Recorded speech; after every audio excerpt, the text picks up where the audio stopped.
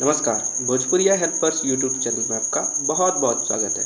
तो आज हम बात करने वाले हैं खेसारी लाल यादव के बारे में। तो खेसारी लाल यादव का कल एक वीडियो सॉन्ग आ रहा है जिस गाने का नाम है लायक नहीं थी। इस गाने को हिट मशीन खेसारी लाल यादव के साथ अंतरा सिंह प्रियंका ने गाई थी और इस गाने के लिरिक्स को कुंदन प्रीत ने लिखा है और इस गाने के म्यूजिक को रोशन सिंह ने दिया है। इस गाने के ऑडियो को सूजी म्यूजिक वर्ल्ड के ऑफिशियल यूट्यूब चैनल पे रिलीज कर दिया जाएगा और वीडियो कल ही रिलीज होने जा रहा है। आप इस गाने को सूजी म्यूजिक वर्ल्ड के ऑफिशियल यूट्यूब चैनल पे जाके देख सकते हैं। अगर आप इस गाने के ऑडियो को सुनना चाहते हैं तो वीडियो का लिंक डिस्क्रिप्शन में है, जाके उसे देख सकते हैं।